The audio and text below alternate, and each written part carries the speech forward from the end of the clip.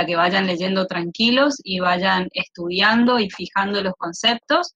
La idea de estas clases de consultas es simplemente reforzarles cuáles son los conceptos más importantes o los que por ahí necesitan un poquitito más de explicación y que ustedes tengan la oportunidad de preguntar, ¿sí? Vamos a empezar entonces el tema con la definición de lo que es un nucleósido. Es muy importante, hemos notado en los últimos exámenes finales que no tienen bien arraigado este concepto, sobre todo la parte de la estructura química, que como siempre les dice la profesora Leiva, esto no es literatura, ¿sí? Tienen que conocer y saber y fundamentar las funciones biológicas de acuerdo a las estructuras químicas, y hemos notado una falencia en ese sentido, como que estudian la parte de los conceptos teóricos, pero cuando se les pide que escriban una estructura no la saben. Nosotros les decimos específicamente qué es lo que deben conocer o fijar y cuáles no es necesario que lo sepan de memoria, pero sí reconocerlos, como siempre les explicamos. Y en ese sentido, es muy importante que ustedes conozcan y sepan la diferencia entre estos dos tipos de estructuras químicas que vamos a ver ahora. Como les dije, la primera estructura que vamos a ver son los nucleósidos. Fíjense que es la unión de una base nitrogenada, que ya vamos a ver cuáles son, y una pentosa, que ustedes ya la conocen, ¿no es cierto?, de glúcidos, que están unidos por un enlace que es del tipo N-glucosídico, ¿sí?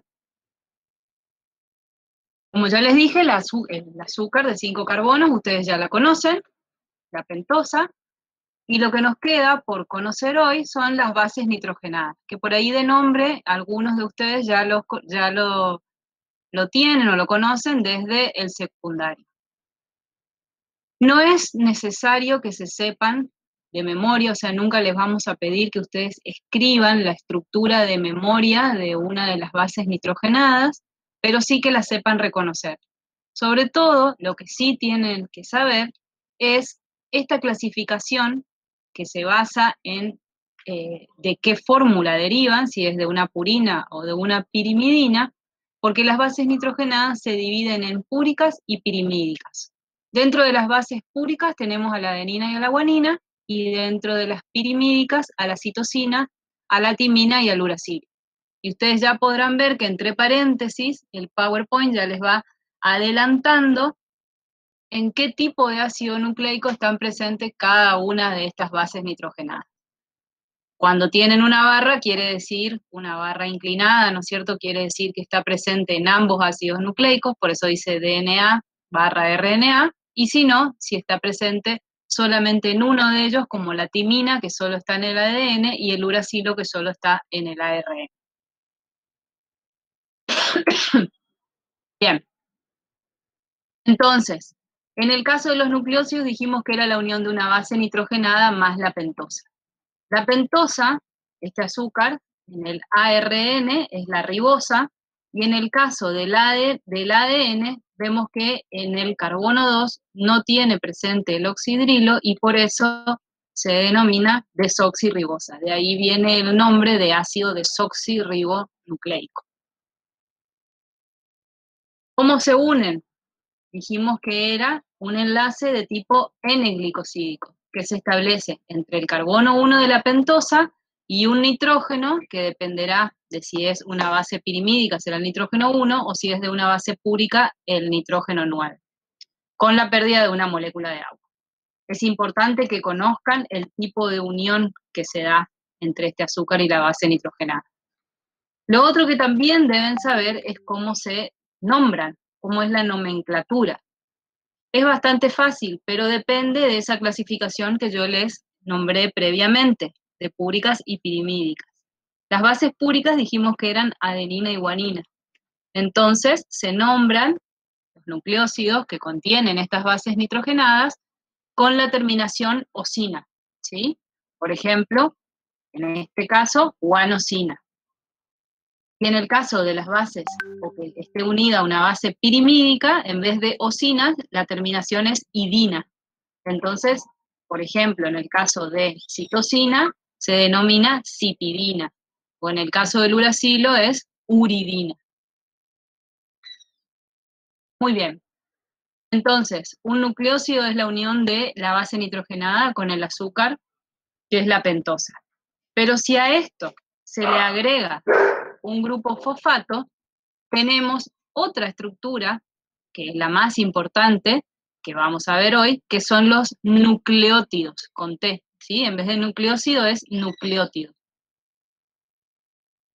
Por tener este grupo fosfato unido mediante un enlace de ésteres que se denominan ésteres fosfóricos de los nucleósidos. Entonces, fíjense la estructura. Tenemos la base nitrogenada, el azúcar, en este caso es una ribosa porque es el ARN, y el grupo fosfato unido aquí por una unión E. En el caso del ADN es exactamente igual, nada más que el azúcar, en vez de ser la ribosa, es la desoxirribosa. Bueno, acá tienen una representación con esferas y varillas, donde muestra el enlace éster, el ácido fosfórico, la base, el enlace de tipo N-glicosídico. Esto suele ser pregunta de parcial, pregunta de final, qué tipo de enlace, ¿sí? ¿Y cómo se los nombra? Bueno, así como vimos cómo se nombraba a los nucleósidos, veamos ahora cómo se nombra a los nucleótidos. En este caso, como es una adenina la que está unida, se la denomina, también respetando la terminación osina o idina que vimos de los nucleósidos, adenosina 5' monofosfato, ¿sí? Porque está unido en la posición, en el carbono 5 y tiene un solo grupo fosfato unido. Obviamente en este caso de los nucleótidos monofosfato. Adenosina 5' monofosfato. Y una forma resumida, y que ustedes van a empezar a familiarizarse con esta abreviatura, es AMP, ¿sí? También incluso algunos le ponen el 5 en la parte de adelante. Pero hay una aclaración más, que ya les digo acá. ¿Cómo sabemos si yo simplemente, si ustedes no vieran esta estructura, ¿sí? Si ustedes no vieran acá, que se trata de ribosas que tienen el oxidrilo en el carbono 2. Si yo simplemente les diera el nombre en texto, ustedes de esta manera no sabrían decirme si se trata de ribonucleótidos o desoxirribonucleótidos. Y es lo que les muestro en esta diapositiva, donde fíjense que todos los azúcares constituyentes son desoxirribosas. Entonces, lo que se hace es anteponer la palabra desoxi, obviamente indicando que es el carbono 2, en el cual es el oxidrilo que falta, y de forma resumida, a lo que yo les mostré previamente, que vimos el ejemplo del AMP, lo que se hace es anteponer una D minúscula. Entonces, cuando ustedes ven una D minúscula, ya saben que lo que les está indicando es que el azúcar constituyente de ese nucleótido es una desoxirribosa. Y por lo tanto, ya automáticamente ustedes van a estar pensando en ADN, que es el ácido desoxirribonucleico. Bueno, acá tienen otros ejemplos. Profe, ¿por qué ahí dice 2'? Porque lo que te está indicando con el desoxi es que es en el carbono 2 que falta el oxidrilo del azúcar. ¿Sí? Acá, en la posición 2, en el carbono 2, falta el oxidrilo. Fíjense acá. O es una ribosa, bien, o es una ribosa o es una desoxirribosa. ¿Sí? Muy bien. Entonces, una vez que ustedes tienen bien clara la diferencia entre un nucleósido, que es el azúcar más la base nitrogenada, con un nucleótido, que es el azúcar, la base nitrogenada, con el grupo fosfato, ¿sí? Porque son los ésteres fosfóricos de los nucleósidos, el tipo de unión tanto de la base nitrogenada con el azúcar como del grupo fosfato, y cómo se nombra a cada uno de esos compuestos, lo que nos queda por ver es la función biológica, ¿sí? Y la principal función biológica que tienen los nucleotidil monofosfatos, así se los pone de forma general, y de los nucleotidil monofosfatos, fíjense que simplemente, como yo les dije previamente, se antepone la letra D minúscula, es ser las unidades constitutivas del ARN y del ADN, que son los dos ácidos nucleicos que vamos a ver hoy. Así como ustedes vieron que en un polisacárido tienen repetidas determinadas uniones de hidratos de carbono, o en las proteínas ustedes veían que se formaban por la unión de varios aminoácidos, aquí los ácidos nucleicos se unen justamente por la unión repetida de estos nucleótidos o ribonucleótidos o desoxirribonucleótidos que los van a conformar.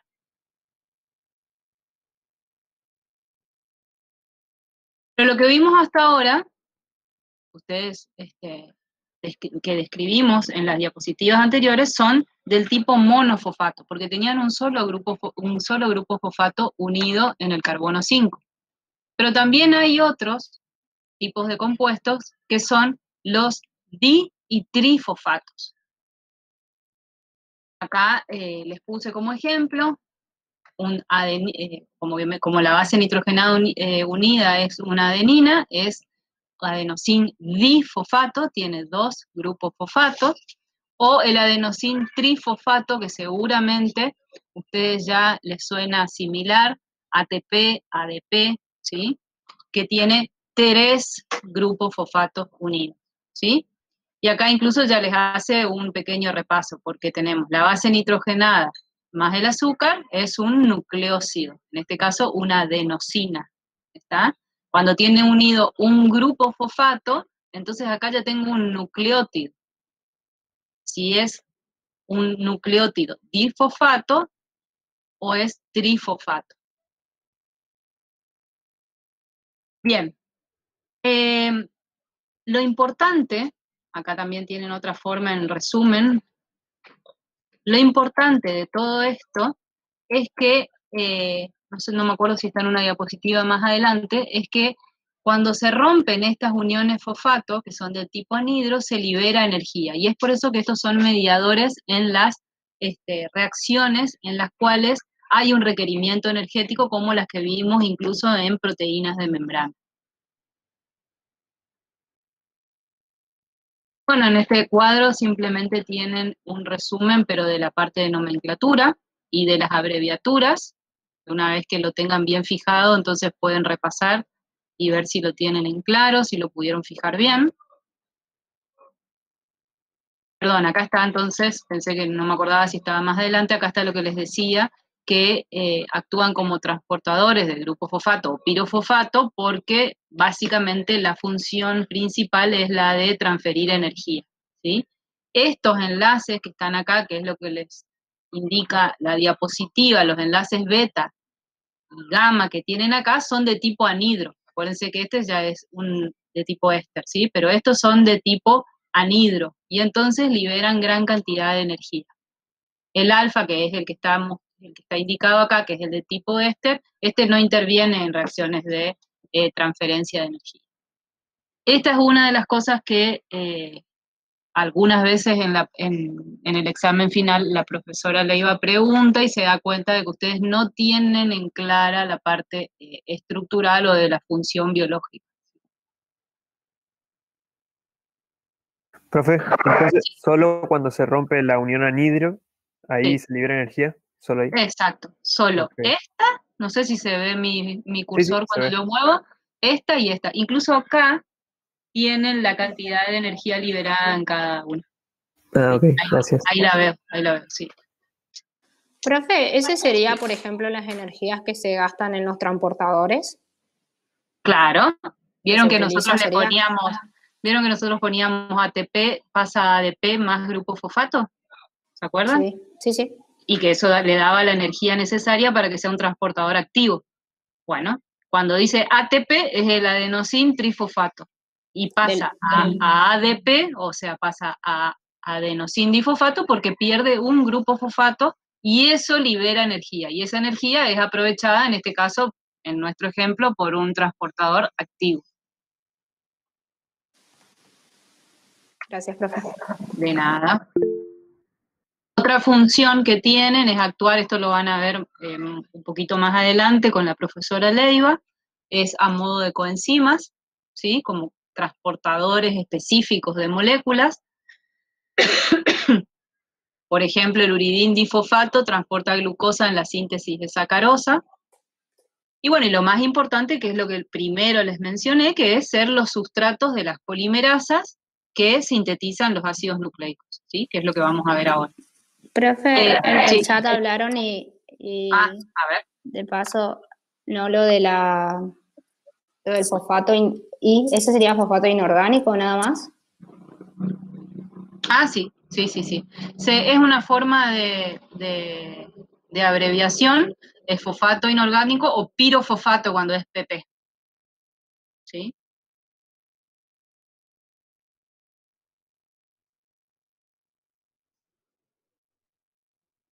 Bien, seguimos. Después hay, si bien esto lo van a ver mucho mejor y con más detalle en Biológica 2, solo para presentárselos, esto no tienen que estudiar ni nada, pero bueno, es para que por lo menos les suene cuando pasen a Biológica 2, hay otro tipo de nucleótidos que se denominan nucleótidos cíclicos. Fíjense que tenemos la base nitrogenada, que es la adenina, el azúcar, que es la ribosa, y el grupo fosfato, que está unido al carbono 5, lo que hace es ciclar y unirse al carbono 3 nuevamente, y esto es lo que se denomina AMP cíclico, ¿sí? AMP porque en este caso es adenosina, pero también hay GMP cíclico. Y estos actúan más que nada como segundos mediadores en reacciones metabólicas celulares, pero esto es tema de otra materia, simplemente para que cuando lo vean se acuerden por lo menos de la estructura química, ¿sí? Acá está. En su principal función, ser segundos mensajeros en procesos biológicos. Muy bien. Entonces podemos decir que el primer ítem, por lo menos un pantallazo, ustedes tienen de lo que es un nucleócido, un nucleótido, su nomenclatura, su estructura y su función biológica. Ahora entonces, con eso en claro, o sea, conociendo bien esa unidad estructural, que es la que se va a repetir para formar los ácidos nucleicos, vamos a empezar con el ADN, ¿sí? Con el ácido desoxirribonucleico. Muy bien. Primero les da una definición general de lo que son ácidos nucleicos, son macromoléculas, son polímeros formados por la repetición de los nucleótidos. El tipo de unión entre los nucleótidos es lo que se denomina enlace fosfodiéster. Ese enlace es de tipo covalente y se produce siempre entre el grupo oxidrilo que está en el carbono 3 y el grupo fosfato en el carbono 5 del nucleótido siguiente. Y se forma así un doble enlace éster, como ven acá. ¿Sí?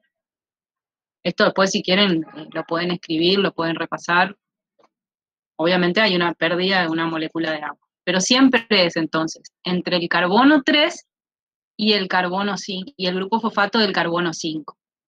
Y esto tiene mucha importancia porque ahora mismo les voy a mostrar que esa unión, digamos, fíjense siempre, carbono 3, grupo fosfato del carbono 5. Carbono 3, grupo fosfato del carbono 5, ¿sí? De la misma manera se da tanto en ADN como en ARN. ¿Por qué? Porque acá no involucra en nada al carbono 2 de si está o no está el grupo oxidrilo, ¿sí? O sea, el tipo de unión que se da tanto entre desoxirribonucleótidos como entre ribonucleótidos es exactamente igual. Pero esto que yo les estoy recalcando del carbono 3 y del carbono 5 es muy importante porque eso le va a dar un sentido a estas cadenas, ¿sí? Ustedes se acordarán en proteínas que el tener un extremo amino y un extremo carboxilo, eso le da un sentido, ¿sí? A esa cadena polipeptídica. Bueno, acá pasa lo mismo. Siempre van a tener en una cadena nucleotídica, siempre van a tener un extremo 5', se le denomina, libre, y por el otro lado siempre van a tener un extremo 3' libre. Eso es lo que indica, como está acá simplificado, el sentido que tiene esta cadena, ¿sí? El sentido de estas dos cadenas que ustedes tienen representadas acá es de 5' a 3'.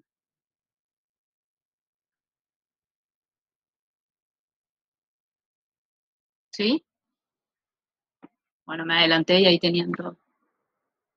Entonces ahora sí vamos a entrar específicamente en lo que es el ácido desoxirribonucleico, conocido ya, me imagino por todos, como el ADN.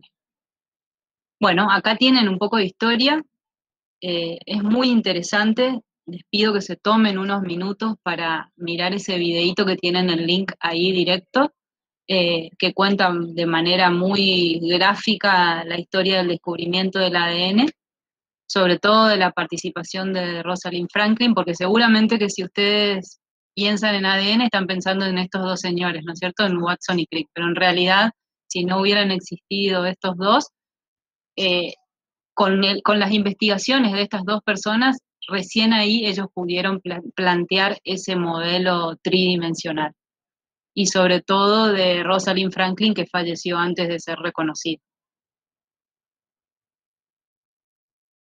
Muy bien, ¿cómo es la estructura de este ADN?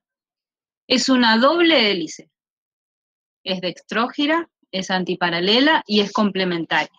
Vamos a ver qué significa cada uno de esos conceptos. Son las moléculas que tienen la información genética de los organismos y además son las responsables de pasar esa información de generación en generación, ¿sí? La transmisión hereditaria. Acá tenemos, como ya vimos en las diapositivas anteriores, una de las cadenas o hebras que ya sabemos que tiene un determinado sentido, está formada por la unión, en el caso de ADN, ¿cómo se llaman? Desoxirribonucleótidos, porque no tiene el oxidrilo en el carbono 2 la ribosa, es una desoxirribosa. Acá está de forma general escrito base por la base nitrogenada, sabemos cuáles pueden ser, ¿no es cierto?, las opciones en ADN, el azúcar y el grupo fosfato. La unión de tipo fosfodiéster dijimos que siempre se daba entre el carbono 3 y el grupo fosfato del carbono 5. Y eso me daba un extremo 5' y un extremo 3'. Este es el sentido de esta cadena. Pero en la definición de ADN dijimos que era una doble cadena, ¿sí? Pero además de decir que era una doble cadena, dijimos que era antiparalela. ¿Qué quiere decir paralela? Como las calles. Si una tiene un sentido, la otra tiene que tener otro sentido. Entonces, si una cadena tiene el sentido 5', 3', la cadena, la otra cadena, va a tener el sentido contrario, es decir, 3', 5'. Además dijimos que esas cadenas o esas dos hebras eran complementarias. Y esto se debe a que hay complementariedad entre las bases nitrogenadas. Entonces acá tienen un esquema bastante simpático donde les muestra que la adenina siempre se une, y ya lo vamos a ver químicamente, ahora está así graciosamente, pero lo vamos a ver químicamente, la adenina se une siempre con la timina y la citosina siempre se une con la guanina. Estamos hablando de ADN, ¿sí? Y esta unión se da siempre por puentes hidrógenos y se va a dar con 2 o 3 de acuerdo a cuáles sean las bases nitrogenadas implicadas. Entonces, adenina es siempre con timina y citosina es siempre con guanina. Hay varias memotécnicas conocidas para recordar esta complementariedad. Una de las más difundidas es de un acordeonista de tango y de un cantante de tango, que son Aníbal Troilo, Carlos Gardel, ¿sí? Eso es una de las memotécnicas, quizás ustedes conozcan otra. Aníbal Troilo, Carlos Gardel, entonces ahí uno se acuerda que es adenina, timina, citosina, guanina. Muy bien, otra forma de visualizar esta complementariedad es este esquema o dibujo en el cual uno ve una de las hebras de ADN, fíjense, el sentido 5', 3', la otra hebra de ADN 3', 5', y las bases nitrogenadas están representadas con colores y formas, de manera que, si ustedes prestan atención, siempre una adenina se une con una timina, o una guanina siempre se une con una citosina. Es como si fuera un sistema llave-cerradura para que vean cuál se complementa con cuál. ¿Sí? Que es lo que tiene acá. Complementariedad como un esquema de llave-cerradura. Y otra cosa que ya podemos ir viendo en este esquema es cómo estas dos hebras lo que hacen es enrollarse en el sentido de dextrógiro, es decir, hacia la derecha. Que acá se ve con mucho más detalle, que el giro es hacia la derecha. También me muestra valores, que esto lo van a aplicar en la serie de problemas. Por ejemplo, que toda una vuelta toma 3,4 nanómetros. Y hay un concepto que tienen que fijar, que es lo que vamos a llamar a partir de ahora como un par de bases. Fíjense, acá tenemos siempre, si hay de un lado de una de las hebras hay guanina, por complementariedad de bases sabemos que en la otra hebra hay citosina. Si en una hebra hay adenina, sabemos que en la otra hebra siempre va a haber timina. Y lo mismo al revés, ¿no es cierto? Timina, adenina, citosina, guanina. A esto es lo que se le llama par de bases, ¿sí? A las dos bases nitrogenadas de una cadena y la otra de una molécula de ADN, o de una hebra y de la otra hebra de una molécula de ADN. En una vuelta completa de 3,4 nanómetros entran 10 pares de bases, ¿sí? O sea, hay 10 pares de bases aproximadamente en una vuelta completa de estas que vemos hacia la derecha. Entonces, por regla de 3 simples, si yo les digo un par de bases, va a ser directamente dividir por 10 y les queda 0,34 nanómetros. Acá tienen un audio que después pueden escuchar, que es exactamente lo mismo que les estoy diciendo, porque con esto hay un problemita, uno de los primeros que tienen en la serie, que le da la cantidad de pares de bases que tiene una molécula de ADN y les dice que ustedes estimen el tamaño en metros. Entonces simplemente tienen que hacer una regla de 3 simple, que la tienen resuelta así, en el PowerPoint. Bien. Profe, ¿Sí? ¿y esa distancia de 1 nanómetro, a qué hace referencia? ¿A dónde? Ah, esto es desde el centro, si vos miraras desde arriba, ahora te voy a mostrar en otra imagen más adelante, hacia afuera de la cadena, desde el centro, como si yo te dijera el radio, vamos a llamarlo así. Ah, claro, sí. Te Eso. hago una comparación, no se llama radio, ¿eh? Ok, ok. Bueno, ahora yo les dije que las bases nitrogenadas se unían por puente hidrógeno. Pero algo muy importante y que tiene una relación directa con lo que vamos a ver de las propiedades que tiene esta molécula de ADN, es la cantidad de enlaces puente hidrógeno que se pueden establecer entre las bases nitrogenadas. Que obviamente, y creo que lo tengo más en detalle en la siguiente diapositiva, tiene que ver con su estructura química. Es decir, químicamente, cuántos enlaces puente hidrógeno se pueden dar entre esas dos moléculas. En el caso de adenina y de timina, solamente se establecen 2 enlaces puente hidrógeno. Y en el caso de las citosinas y las guaninas, 3 enlaces puente hidrógeno. Eso ya ustedes tienen que ir incorporándolo, de que al tener un enlace puente hidrógeno más, las uniones del tipo citosina-guanina son un poco más estables que las de tipo adenina-timina, ¿sí? Al tener 3 puentes de hidrógeno son más estables esas uniones que las de adenina-timina, donde solamente hay 2. Y acá les refuerzo de lo que hablábamos en la diapositiva anterior, de lo que es un par de bases. Bueno, esta estructura que estamos viendo, seguramente habrán escuchado que se asemeja, digamos, a una escalera caracol, donde vamos a ver que todo lo que es grupo fosfato se encuentra orientado hacia afuera de estas moléculas, es como si fuera el pasamanos de esa escalera, y las bases nitrogenadas están hacia adentro y son como si fueran los peldaños o los escalones de esa escalera.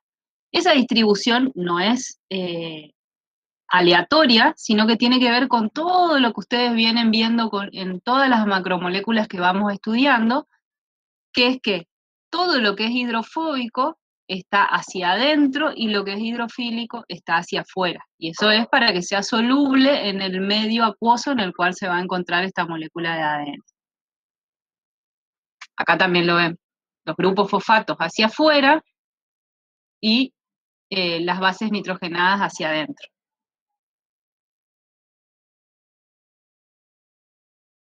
Acá tienen, químicamente, pueden ver acá por qué se establecen 2 enlaces puente hidrógenos entre adeninas y timinas y 3 entre citosinas y guaninas. ¿Sí? Muy bien. Este señor, que está en el video que les puse en la diapositiva anterior, estableció, o descubrió, digamos, y a raíz de sus descubrimientos, estableció una serie de leyes que tienen que ver con toda esta estructura que estamos describiendo y que tiene que ver con la complementariedad de bases, ¿sí? Es bastante fácil, pero hay que fijarlo para después poder aplicarlo en los problemitas. Si estamos diciendo que una adenina siempre se une a una timina y una citosina a una guanina, fíjense que es bastante deductiva las leyes que tienen, por lo menos en los 2 primeros lugares, porque ¿qué les dice? Que la proporción de adenina es igual a la timina, y por lo tanto su relación, o sea, la división, digamos, va a ser siempre igual a la unidad, y ahí tienen que pensar que si yo divido 2 números iguales, siempre me va a dar igual a 1, o sea, 2 sobre 2, 3 sobre 3, siempre me va a dar igual a 1. Lo mismo pasa con la proporción de guanina con respecto a la de citosina, son iguales, entonces la relación va a ser igual a 1. Y aquí también les dice, y acá tenemos que recordar esa clasificación que vimos al principio, que es que la proporción de bases púricas, y las bases púricas eran adenina y guanina, es siempre igual a la de las bases pirimídicas, que es timina y citosina, ¿sí? Entonces, matemáticamente, ¿qué van a tener? Que A más G va a ser igual a T más C.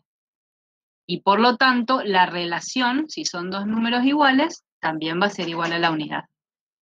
Pero eso no significa, y esto es lo que generalmente se confunden, eso no significa que la proporción que ustedes tengan de uniones adenina-timina va a ser igual a la de citosinas guaninas, porque eso es característico de cada organismo. Y para eso, para poder ver bien eso,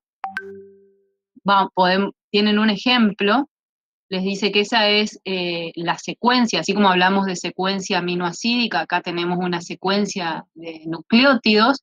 Fíjense que la forma resumida es poner directamente, por más de que cada uno de esos es un nucleótido, ¿sí? Pero la forma resumida es poner la inicial con letra mayúscula de la base nitrogenada que conforma ese nucleótido. Entonces, lo primero que les pide o les pregunta es, sabiendo que estamos hablando de una molécula de ADN doble hebra, es si yo, teniendo la secuencia de una cadena, en este caso es una cadena con el sentido 5', 3', y la secuencia es guanina, adenina, adenina, timina, timina, citosina, adenina. ¿Puedo saber la secuencia de la otra cadena? ¿Qué creen ustedes?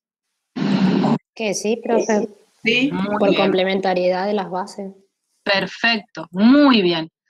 Como yo sé que por complementariedad de bases, siempre donde hay una adenina hay una timina, donde hay una citosina hay una guanina, o al revés, entonces, fíjense que pongo a la hebra complementaria en el sentido contrario, o sea, 3', 5', ¿y qué hago? Donde hay una guanina, escribo citosina. Donde hay adenina, escribo timina. Donde hay timina, escribo adenina. Y así sucesivamente, ¿sí? Entonces, para que ustedes puedan comprobar lo que estableció Chargaff, yo les puse ahí que ustedes cuenten ¿Cuántas adeninas tienen en total entre las dos hebras? 2, 4, 5, ¿sí? Y entonces van a tener la misma cantidad de timinas, porque donde hay adenina hay timina. Entonces, si yo cuento 5 adeninas, seguro que va a haber 5 timinas, siempre que esté hablando de ADN doble hebra. ¿Y cuento cuántas guaninas hay? Hay una acá y una acá, hay 2. ¿Cuántas citocinas hay? Fácil, lo mismo, 2 citocinas. ¿Está? Acá aplicaron las dos primeras leyes. Lo otro que decía era que la relación era igual a 1, y sí, porque 5 dividido 5 es 1 y 2 dividido 2 es 1. ¿Sí? ¿Qué más les decía que se cumplía? Les decía que la suma de las bases púricas era igual a la suma de las bases pirimídicas. Pero lo que no se cumple, que es lo que les pone acá, es que la suma de adenina más timina era igual, que es lo que por ahí se confunden, a la suma de citocinas y guaninas. Porque fíjense en este caso, tenemos en total 10, ¿no es cierto?, entre adeninas y timinas, y sin embargo tenemos guaninas y citocinas 4.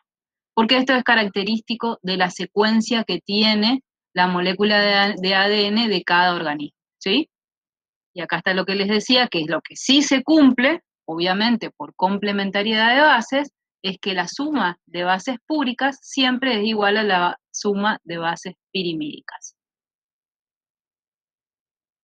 Ahora por ahí les parece chino, pero cuando estén un poquito más familiarizados, lo van a entender mejor. Todas estas diapositivas tienen audio, ¿sí? Así que después los pueden ver un poquito más, lo pueden escuchar un poco más tranquilo.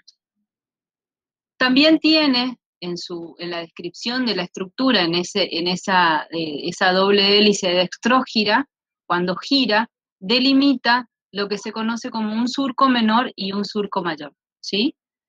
Y esta es la misma molécula, vista desde arriba, o en esta imagen que tienen de acá. Y esto es importante, lo que yo ya les mencionaba previamente, que es que todos los grupos fosfato, toda la parte hidrofílica de la molécula se encuentra hacia afuera, son los pasamanos, ¿no es cierto?, de la escalera. Fíjense que acá está bien representado en naranja, están todos los grupos fosfato hacia afuera, lo mismo se ve acá, y sin embargo, todas las bases nitrogenadas, que acuérdense que sus estructuras eran con anillos aromáticos, se encuentran hacia adentro porque es el centro hidrofóbico de la molécula, ¿sí? Profe, una pregunta. Hoy entonces un nanómetro que decían las otras filminas estaría haciendo hincapié que va desde la parte donde están las bases hacia donde están los fósforos. ¿Sería eso es lo que mide un nanómetro? Claro, era desde el centro hacia afuera, ¿sí? Esto es lo que mide un nanómetro en la diapositiva, que estaba descrito en la diapositiva anterior. De todas maneras, lo más importante para la serie de problemas, les digo que tienen que acordarse, que acá está en Armstrong, pero es lo mismo que vimos de 3,4 nanómetros en la otra diapositiva, es lo que toma toda una vuelta completa de la hélice y que entran 10 pares de bases. Y un poquitito más adelante van a ver que este es un tipo de conformación de ácido nucleico de ADN, porque hay otros. Este es el que se encuentra en la mayoría de los seres vivos, que es el tipo beta. Acá tienen lo que están diciendo ustedes, ¿sí? Pero esto no lo aplicamos si bien obviamente tiene que ver con una descripción estructural, no es algo que apliquen ustedes en los problemas. Bueno, entonces, ya sabemos que es una doble hélice, antiparalela, complementaria, dextrógira. Cada uno de esos conceptos, digamos, los vieron en detalle. Ahora tenemos que ver qué factores estabilizan a esa estructura de doble hélice. Y acá tienen que aplicar todo lo que aprendieron hasta ahora. En primer lugar, tienen los enlaces puente-hidrógeno, ¿sí? ¿Entre quiénes se establecían los enlaces puente-hidrógeno? Entre las bases nitrogenadas que están en el centro de la molécula. ¿Cuántos eran? 3 entre citosina y guanina y 2 entre adenina y timina.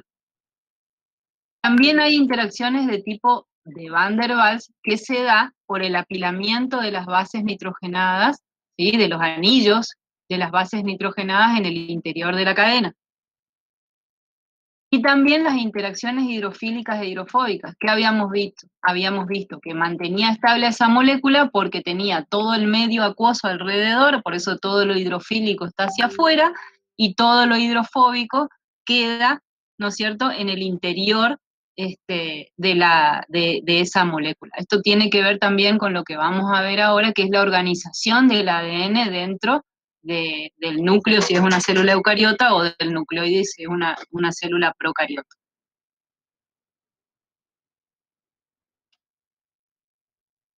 Bien, y acá está lo que me adelanté un poquito, que les contaba recién, que dependiendo de la secuencia, de la cantidad, la dirección de superenrollamiento, hay modificaciones que se pueden, sobre todo las condiciones de solución en la que se encuentra esa molécula, tenemos. La que venimos describiendo, ¿cuál es? La que yo les dije recién, la de tipo B o beta, depende de la bibliografía, la pueden encontrar con esos dos nombres, que es la de que gira a la derecha, que son dos hélices, dos hebras que giran a la derecha, que una vuelta entera toma 3,4 nanómetros, 10 pares de bases, por lo tanto un par de bases es 0,34 nanómetros. Ya vimos la estructura, esto es visto desde arriba, fíjense, todo el exterior hidrofílico, el interior hidrofóbico, pero en distintas condiciones, esto es lo más común, digamos, en distintas condiciones puede haber otro tipo de conformaciones que son la A, la Z, incluso hay una más, que no sé si la tenemos acá, que acá la tienen representada con la misma iconografía, digamos, que la de tipo B, pero lo más gráfico es este cuadrito. Esto es lo normal, digamos, el medio normal en el cual se encuentran estas moléculas y por lo tanto toma el tipo de conformación B, que es la que venimos describiendo hasta ahora.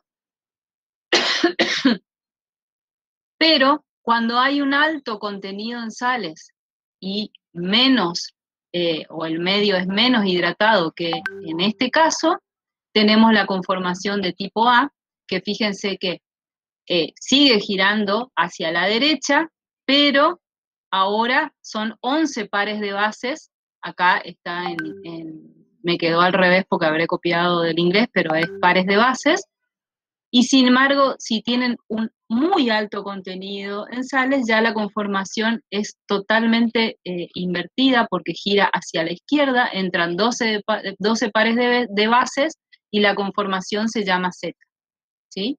Que es entonces lo que vemos acá. Esta es 11 pares de bases en vez de 10, sigue girando a la derecha, pero fíjense que es un poco más ancha, eso delimita que quede un espacio en el interior, y si ya tenemos un alto contenido en sales, en vez de girar a la derecha, gira a la izquierda, que es este que vemos acá, y entran 12 pares de bases por vuelta, y el diámetro es un poquito más chico, ¿sí? ¿Qué es lo que ustedes tienen que saber y describir? La que venimos viendo hasta ahora, que es la de tipo B.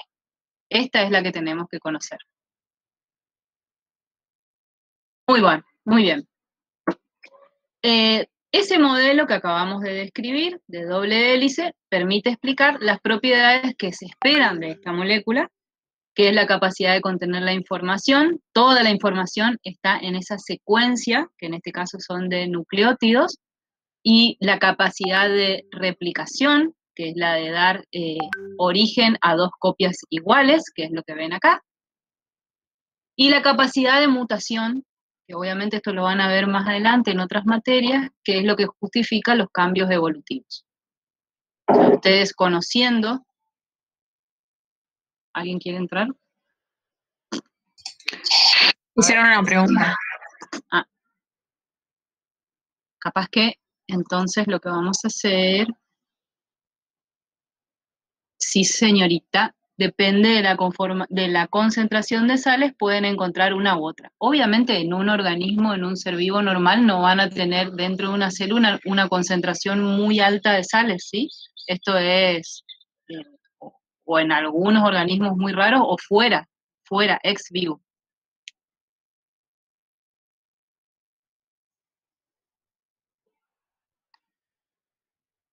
Muy bien. Algo muy importante. Generalmente incluso piden este tipo de preguntas en los exámenes finales, que describa las propiedades en solución del ADN. En primer lugar, tenemos las propiedades ácido-base. Las propiedades ácido-base están referidas a todo lo que venimos describiendo hasta ahora. ¿Por qué? Porque el ADN es netamente ácido a pH fisiológico, o sea, pH 7. ¿Por qué? Por la carga negativa de los grupos fosfato. ¿Mm? Entonces, si tiene o está rodeado, vamos a decir así, de cargas negativas, lo que va a estabilizar a esta molécula son las cargas positivas. ¿Mm? Por eso lo estabilizan calcio, magnesio, aminas policatiónicas y las que vamos a conocer en detalle hoy, que son unas proteínas que se llaman histonas. El ADN es estable, o sea, tiene esta estructura que acabamos de describir, siempre que se encuentre en un pH entre 4 y 11. Si no, se desnaturaliza, como las proteínas. Y esto es importante para lo que ustedes van a ver en la parte práctica, es que esa carga negativa implica que el ADN, cuando se lo somete a una electroforesis en geles de agarosa o de poliacrilamida, siempre va a migrar al ánodo, que es el que tenía carga positiva, por tener el carga negativa. Bueno, acá tienen una microfotografía real del ADN. Cuando ustedes hagan ese ejercicio que yo les dije de estimar el tamaño en metros de una molécula de ADN, van a ver que llega a tener hasta 2 metros. Entonces yo siempre les digo en las clases, ustedes imagínense que 2 metros de algo, o sea, ustedes deben medir unos 70 o un poquito más, un poquito menos, pero ustedes imagínense 2 metros está dentro del núcleo de una célula, que la tenemos que mirar en el microscopio óptico. Así que imagínense lo larga que es con respecto a su ancho. Y eso hace que sea extremadamente larga con respecto a su ancho, que sea muy viscosa o altamente viscosa. Y entonces eso hace que difunda o que arrastre enormes volúmenes de disolución. Otra propiedad que tenemos que conocer es la densidad, y hay una relación lineal entre el contenido de pares de bases citosina-guanina y la densidad del ADN. Cuanto mayor es la proporción de citosinas-guaninas, mayor es la densidad, ¿sí? Esa es la relación proporcional o lineal que existe entre ellos. Para alguno que quiera, le pone o le proponemos ahí una como actividad opcional, pero es solo por curiosidad, si quieren, cómo se hace una centrifugación en gradiente que se usa cloruro de cesio para poder separar por densidad el ADN. Bueno, ¿qué significa desnaturalización en esta molécula que estamos describiendo? Es la pérdida de la estructura nativa, ¿sí? La pérdida de esa doble hélice, que es lo que tienen esquematizado acá. Puede pasar que se empiece a abrir hasta que directamente se separen las dos hebras que la constituyen.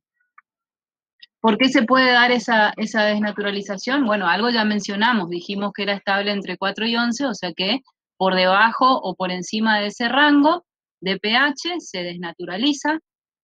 También por temperatura, esto es lo que se aprovecha en todas las reacciones de reacción en cadena de la polimerasa o PCR, que ahora está tan en boga con el tema del coronavirus. Lo que se hace justamente es variar la temperatura para abrir o para producir el anilin, o sea, la vuelta a la unión de esas dos hebras. También por fuerza iónica, es decir, aumentar el contenido de sales, también produce la desnaturalización. También constante dieléctrica del medio aquoso, o también algunos agentes desnaturalizantes como urea, amida, etc. ¿Sí? Los más conocidos, o los que más conocemos, digamos, o aplicamos, son estos tres. Y por último, el efecto hipercrómico, que es algo que sí tienen que saber muy bien, que lo aplicamos en los problemas, que se toma en la teoría, y que está relacionado con la capacidad de absorción de la luz UV a 260 nanómetros. Y acá no se tienen que confundir con proteínas, que es a 280, esto es 260, ¿sí? Las proteínas en el método UV absorbían o tenían su máximo de absorción a 280 justamente por la presencia de aminoácidos aromáticos. Acá la absorción a 260 nanómetros son o se debe, digamos, a los anillos de las bases nitrogenadas. Entonces, acá me muestra en un esquema, tengo un gráfico de longitud de onda en función de la absorbancia. Entonces se ve que si uno hiciera un barrido y fuera leyendo la absorbancia punto a punto en distintas longitudes de onda, van a ver que el máximo de absorción lo van a tener a 260 nanómetros, ¿sí? Está representado, esto está en inglés, es de simple strand, que quiere decir una hebra simple o doble hebra, que sería el nativo, ¿no es cierto? La doble hebra o la simple hebra, en este caso está desnaturalizada por calor. ¿Mm? Esto es uno de los casos que yo les digo de la PCR. Muy bien. Entonces ustedes ya pueden inferir, si lo piensan un poquito, que si yo les estoy diciendo que esa absorción se debe a los anillos de las bases nitrogenadas, si ustedes comparan este caso, ¿sí? De la doble hebra nativa, así tal cual, con este que estén todos los nucleótidos sueltos, si comparo, obviamente que acá las bases nitrogenadas van a estar más expuestas que acá. Por lo tanto, cuanto más expuestas están, más absorben a esa longitud de onda. Es por eso que tienen esta flecha roja que les dice que cuando una molécula de ADN tiene su estructura de doble hélice, tiene una determinada absorbancia a 260, pero cuando se produce su desnaturalización, o sea, la separación de las dos cadenas, ¿qué va a pasar? Las bases nitrogenadas quedan más expuestas y la absorbancia aumenta. Esto tiene más absorbancia a 260 que esto que está acá, ¿sí? Esto es el proceso de desnaturalización, o sea, se separan las dos hebras. Si después yo ya hiciera un proceso químico que me produjera, ¿qué cosa? La ruptura de todos los enlaces fosfodiéster y tuviera los nucleótidos sueltos, bueno, aún más aumentaría, ¿sí? Al tener los nucleótidos libres, aún más aumentaría la absorbancia a 260. Este aumento de la absorbancia es lo que se denomina efecto hipercrómico. Y obviamente se va a dar únicamente, porque estamos hablando de este proceso de desnaturalización, únicamente en los casos de ADN doble hebra. Muy bien. Cuando ustedes grafican absorbancia, ahora ya midiendo a 260, o sea, sabiendo que el pico está a 260, fijo esa longitud de onda en el espectrofotómetro y lo que hago es ir midiendo a una solución de ADN, le voy midiendo pero a distintas temperaturas, ¿sí? O sea, pongo, no sé, acá a 50 grados y mido a 260, me da un valor. Pongo a 60 grados la solución, mido la absorbancia a 260, me da otro valor. Mido a 70 grados, me da otro valor. Y así hago un gráfico que siempre les va a dar con esta forma que es de curva sigmoidea. ¿Mm? El punto de inflexión de esta sigmoidea es lo que se denomina temperatura de fusión, que acá solamente está con M por estar en inglés, que es melting, ¿sí? Pero esta temperatura de fusión es la temperatura necesaria para desnaturalizar, porque imagínense que acá, ¿qué es lo que está pasando? Que se está desnaturalizando la doble hebra hasta separarse en las dos hebras constitutivas. Entonces, el punto de inflexión es la mitad, es la temperatura necesaria para desnaturalizar el 50% del ADN de una determinada mezcla. Obviamente, y ya aplicando lo que aprendieron en las diapositivas anteriores. Profe, Dijo que es la temperatura necesaria para desnaturalizar el 50% de la mezcla. Sí, de una solución de ADN, ¿sí? Ah, ok. Sí. Entonces, si nosotros nos acordamos lo que vimos en las diapositivas anteriores, dijimos que estaba dada la unión entre las dos cadenas por la complementariedad de bases.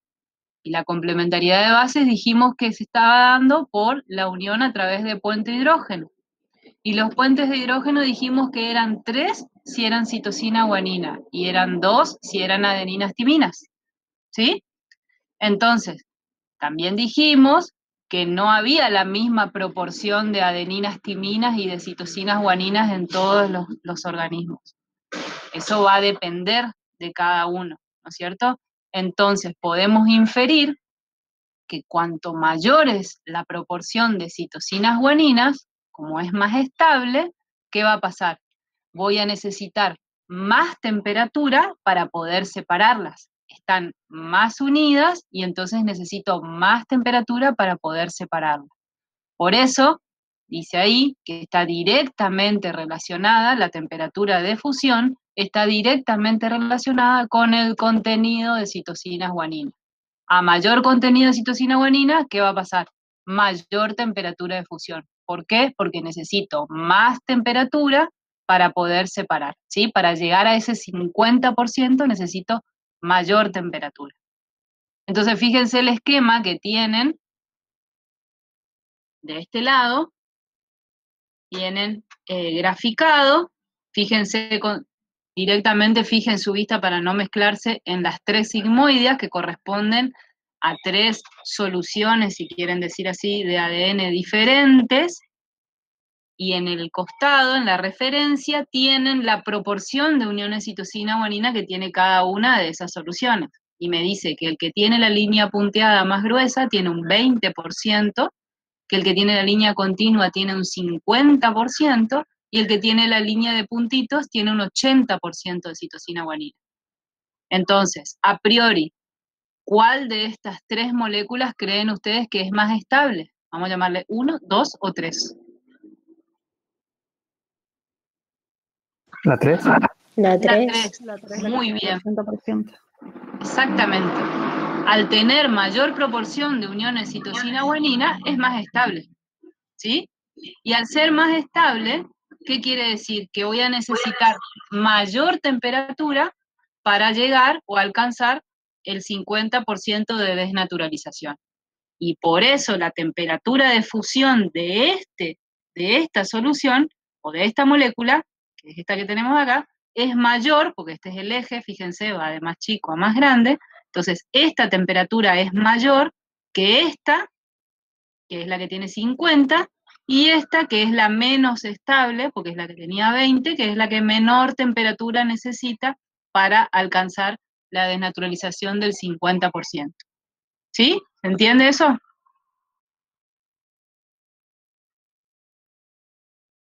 Acá tenemos lo mismo, nada más que es un esquema para que vean aplicado, digamos, a bacterias.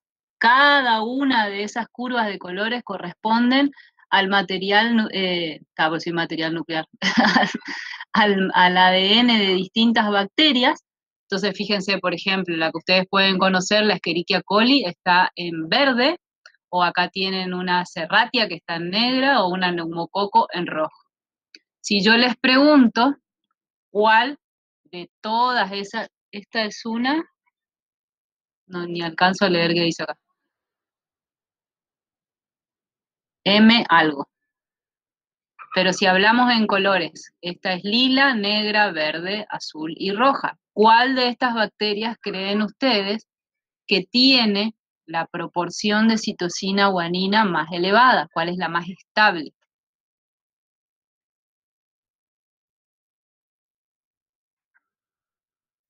La lila. La lila, pues. La lila. Porque ustedes lo que tienen que hacer es buscarle el punto de inflexión de estas curvas, ¿sí? Obviamente en el laboratorio y en los datos experimentales no es una curva tan hermosa como esa que está esquematizada ahí, sino que les da algo parecido a esto. Entonces ustedes buscan el punto de inflexión y de ahí bajan al eje en el cual está la temperatura. Fíjense que esta bacteria, que no llego a leer el nombre de la especie, leo una M como género, pero no leo la especie, si ustedes bajan, estamos cerca de los 100 grados, ¿sí? Eso quiere decir que necesitan casi 100 grados, debe ser 90 y pico, para llegar al 50% de desnaturalización. Sin embargo, la del neumococo, que es lo que algunos de ustedes dijeron, si ustedes bajan y leen el punto, en el punto de inflexión leen, ¿en qué estamos? En 85 más o menos. Entonces la temperatura es menor. Si la temperatura es menor es porque es menos estable que esta que requiere mayor temperatura. Profe, entonces Sí. siempre la que da mayor temperatura es la que va a ser más estable. Exactamente. Y automáticamente en el cerebro lo relacionan con proporción citosina-guanina. Mayor, ¿no? Mayor proporción citosina-guanina. ¿Y por qué? No de memoria, sino porque tiene 3 puentes de hidrógeno en vez de 2. Este gráfico que tienen acá es exactamente este, nada más que está graficado. En vez de la absorbancia a 260, tienen proporción citosina-guanina con respecto a la temperatura. Entonces fíjense que esta, que sigo sin leer si dice Pierre o qué dice acá, tiene mayor proporción de citosina-guanina, que es lo que estamos infiriendo acá, ¿sí? Pero la forma que nosotros les mostramos es esta. Esta es otra manera de que es exactamente igual, nada más que es graficar en vez de absorbancia proporción de citosina-guanina en función de la temperatura. Cuanto mayor es la temperatura, mayor proporción de citosina-guanina. Bien, entonces ustedes ya vieron cómo es la estructura, qué estabiliza esa estructura, cuáles son las propiedades de ese ADN en solución. Ahora lo que nos queda ver es cómo se presenta esa molécula de ADN en las células. Acuérdense de lo que yo les dije, 2 metros, por ejemplo, en el núcleo de una célula eucariota. Tiene que tener una muy buena organización, ¿no es cierto? Muy bien, se presenta formando lo que se conoce como genoma. ¿Qué es el genoma? Es el conjunto completo de información genética que tiene un organismo. Hereda de generación en generación, está codificado en secuencias, que es lo que ya venimos mencionando, está organizado en cromosomas, y cada cromosoma, esto es algo que también suelen confundirse, cada cromosoma tiene una sola molécula de ADN. Siempre los genomas se diferencian por el tamaño y su complejidad. Entonces acá tienen toda la descripción. Me voy a adelantar porque estoy tardando mucho, estoy dando en vez de aclarando los conceptos, estoy dando la teoría. Pero fíjense, algo importante. En eucariotas, ¿qué tenemos? Múltiples cromosomas de ADN de tipo lineal, como el que estamos describiendo, de cadena doble. Y también podemos encontrar en ADN en mitocondrias y en cloroplastos, ¿sí? Que tienen genoma propio. En procariotas tenemos un solo cromosoma. Acuérdense que en procariotas no tenemos núcleo, solamente una zona en la cual está el material, en este caso de ADN, que es lo que se denomina nucleoide, pero no tenemos una estructura definida. Tenemos un solo cromosoma y el ADN, en vez de ser lineal, es circular y también de cadena doble. Y puede haber ADN extracromosómico, también circular y de cadena doble, en lo que se denomina plásmidos. Y en virus pueden encontrar cualquier cosa, ¿sí? Puede haber ADN, puede haber ARN, puede ser cadena simple, cadena doble, se ha encontrado ADN que combinan las dos cosas. Bueno, ya sabemos a qué nos exponemos, ¿no es cierto?, con los virus. Vamos a ver en células eucariotas, ¿sí?, en las que tienen núcleo. El material se encuentra formando parte de los cromosomas. Ya dijimos que cada cromosoma tiene una única y larga molécula lineal de ADN. Este es el ejercicio que lo van a hacer en la serie. Ya les dice más o menos que tiene 10 a la 7 a 10 a la 9 kilopares de bases, kilopares pares de bases. Acuérdense que, ¿qué era un par de bases? Ya me tengo que imaginar que es la unión de un nucleótido de una cadena, exactamente con su base nitrogenada, con la de la cadena complementaria. Esa es la forma de medir que tenemos acá en ácidos nucleicos. Esos cromosomas son el estado de máxima condensación de la cromatina, que es una entidad dinámica que ustedes tienen que fijar en la cabeza, que cromatina siempre es la unión del ADN con proteínas, que es lo que les recalco ahí.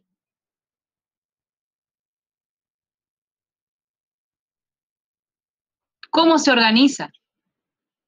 La primer subunidad en la cual se organiza esa molécula de ADN es lo que se llama nucleosoma. Por eso es la subunidad fundamental de la cromatina. Entonces, contiene o abarca aproximadamente 200 pares de bases del ADN.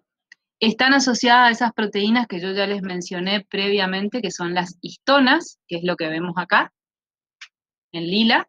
Este cordón rojo es la doble hebra de ADN, y en lila ven, en este caso, al octámero de histonas, que constituye más de la mitad de la masa de la cromatina. Acuérdense, cromatina era ADN más proteínas. También tenemos otras que son histonas, que son las que se encuentran delimitando al nucleosoma, por ejemplo, la histona 1, y el DNA que se encuentra entre un nucleosoma a otro, que es lo que se denomina DNA limitante o DNA linker. Hay otras proteínas también de tipo no histona. Pero hay algo importante que ustedes ya pueden relacionar con lo que aprendieron de ADN hasta acá y lo que ya aprendieron de proteínas en los temas anteriores. Si yo dije que el ADN era netamente ácido, ¿por qué? Por sus cargas negativas. Estas proteínas que lo estabilizan, ¿qué cargas creen ustedes que pueden tener? Mayoritariamente, ¿no? Positivos. Muy bien. Entonces son proteínas que van a tener en su mayoría aminoácidos del tipo ácidos o básicos. Básicos. Muy bien, muy bien. ¿Por qué? Porque tienen cargas positivas. ¿Qué es lo que tienen acá? ¿Sí? No me voy a detener en esto para que ustedes lo vean en detalle, pero fíjense qué dice acá. Las histonas son proteínas policatiónicas, que tienen muchas lisinas y argininas. ¿Cuál era la tríada de aminoácidos básicos? Lisina, arginina, histidina. ¿Sí? ¿Se acuerdan de eso? Entonces acá hay muchas lisinas y argininas que tienen cargas positivas y que lo que hacen es justamente interaccionar con las cargas negativas que tiene el ADN. Hay 5 tipos de estas histonas, ¿sí? Y como yo les dije, o ya me adelanté previamente, tenemos las que forman el octámero. Fíjense que la doble hélice da 2 vueltas alrededor de ese octámero, en las cuales tenemos 2 moléculas de cada una, ¿sí? La H2A, H2B, H3 y H4. Después les dije que está la histona 1, que es la que delimita, ¿sí? Que es la que interactuaba con el DNA linker o conector, y es la que me delimita a este nucleosoma. Bien. Es importante que ustedes conozcan y describan esta estructura. Más o menos son 145 pares de bases los que dan las 2 vueltas, más el DNA linker. En total suman 200 pares de bases, como dijimos anteriormente. Esos nucleosomas se organizan como si fueran las cuentas de un collar. Ustedes tienen que pensar, antes de seguir con esto, de que lo que estamos tratando es que esos 2 metros entren dentro del núcleo de una célula. Entonces, ¿qué tenemos que hacer? Tratar de ir condensando y achicando cada vez más. Entonces, los nucleosomas se organizan como cuentas de un collar, que a su vez se empiezan a plegar sobre sí mismas, ¿sí? Y empiezan a formar unas unidades que se llaman fibras de cromatina. Y después las fibras de cromatina van a terminar formando el cromosoma. Entonces, ahí tienen, fíjense, esto es lo que vimos en un principio. Acá ya les pone 2 porque sería entero, ya no desde el centro, sino entero, serían 2 nanómetros.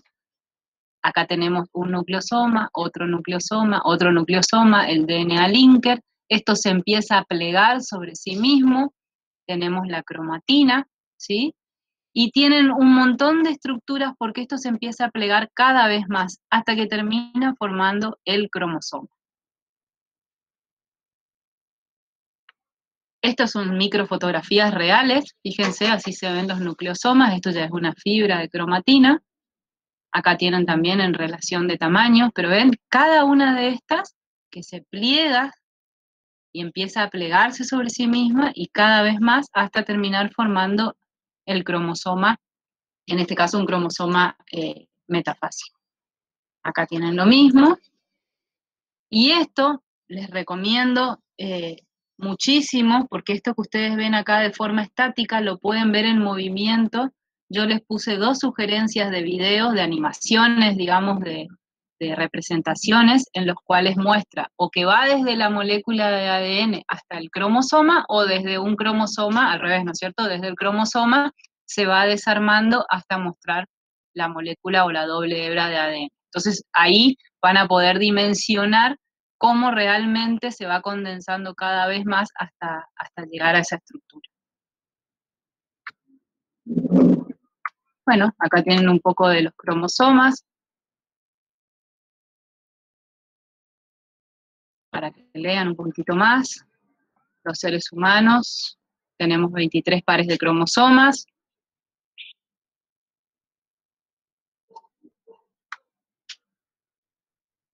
Pero dijimos que todo lo que describimos hasta ahora era de células eucariotas. Vamos a ver un poquito, muy por arriba, en procariotas. Dijimos que tenía un solo cromosoma, que era de ADN circular de cadena doble, y que también podía haber ADN extracromosómico, que eran los plásmidos, ¿sí? No tenemos un núcleo, sino que simplemente lo encontramos en una zona definida dentro de esa bacteria, y es lo que se denomina nucleoide, ¿sí? Siempre la terminación oide quiere decir parecido a o tipo núcleo sería. Ahí tienen una representación esquemática del ADN circular.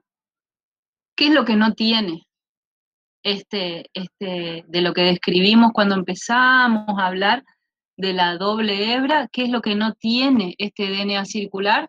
O lo que obviamente no va a tener, extremos. ¿Sí? No tenemos extremos 5', 3', porque es un círculo. Y eso es importante en su reconocimiento. ¿Mm? También nos habla del tamaño, de cuánto mide empaquetado, porque la forma de, así como vimos recién de cómo se organizaba, acá la forma más común es el superenrollamiento, como vemos en ese esquema. Tienen un ejemplo de un cromosoma de Escherichia coli para que lo vean, los bucles superenrollados. No es que tengan que saber esto, sino que simplemente para esquematizar. Muy bien. Entonces, con eso termina la parte de ADN, y solamente nos queda, que no sé qué hora es, 5 menos cuarto, hablarles un poquito, voy a hablar más por arriba, de ARN y de la parte de hidrólisis. Yo ya me emociono y ya les quiero explicar todo. ARN, ácido ribonucleico, ¿sí? Es el ácido nucleico más abundante de la célula. Generalmente tenemos 10 veces más RN que ADN. Se cree incluso que es el origen de la vida, que sea el primer biopolímero que apareció en la corteza terrestre durante la evolución. Acá tenemos una sola cadena, ¿sí? Formada por la repetición. Ahora ya no son desoxirribonucleótidos, sino que son ribonucleótidos, también unidos mediante enlaces fosfodiéster, como vimos al principio. Pero ¿qué pasa? Si ustedes ven las bases nitrogenadas que los componen, ¿qué tenemos? En vez de timina, tenemos uracilo. Ahí tienen un esquema de la cadena con su sentido, 5', 3'. Me voy a ir un poquitito más rápido. Acá tienen el tipo de, obviamente no se van a aplicar las leyes de Chargaff porque ¿qué pasa? No tenemos dos hebras que cumplen con la complementariedad de bases, así que no voy a poder decir que la cantidad de adenina es la misma que la de uracilo o que la de citosina y guanina. Ya no voy a poder aplicar. Sí existen zonas en las cuales esta cadena se pliega y forman estos brazos, como ven acá, o bucles, y se puede dar complementariedad de base. Fíjense, acuérdense que esto es como una timina, entonces es uracilo-adenina, citosina, guanina, y es una región, pero es la misma cadena la que se pliega y tiene una región que se denomina palindrómica. ¿Mm? Bueno, y también tienen un esquema de cómo se representa en su estructura terciaria. Eso era una ARN de transferencia, por ejemplo. Acá tienen diferencias estructurales entre lo que es ARN y ADN.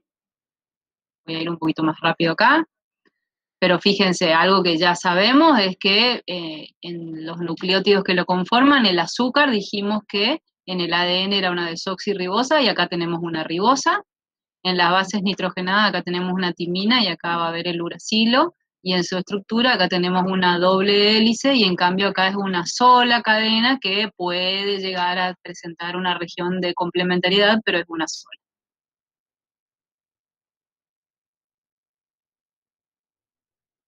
Muy bien. Este es el dogma de la biología molecular que es representado en azul. Tienen obviamente la replicación del ADN, ¿sí? Esto obviamente ya les debe sonar hasta de la secundaria. Ese ADN lo que hace es transcribir la información a través del ARN y luego la traduce en una determinada proteína. ¿Mm? Este proceso va a depender en complejidad, como siempre, si estamos hablando de células procariotas o de células eucariotas.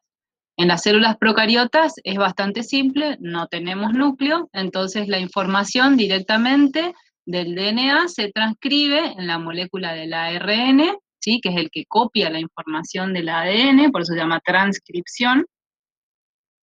Este es el ARN mensajero que lleva la información al ribosoma, donde también estará presente el ARN ribosómico, y entonces, junto con el ARN de transferencia, traduce esa información en una determinada proteína, acá esquematizada como un polipéptido.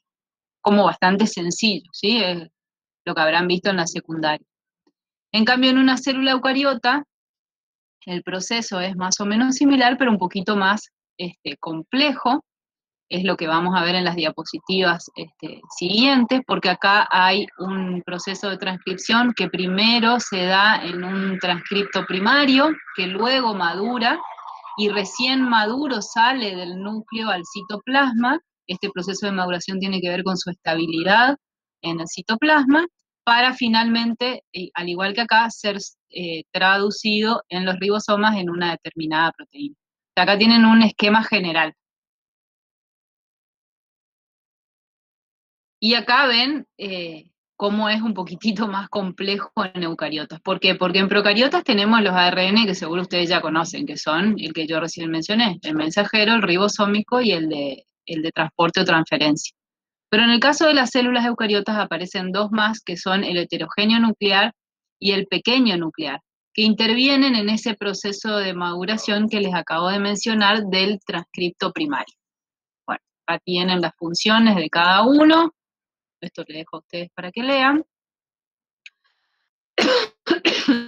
Del ARN mensajero, en procariotas, que ya lo vimos, y esto es, acá es donde me quiero detener. En las células eucariotas dijimos que había dos tipos de ARN que no están en las células procariotas.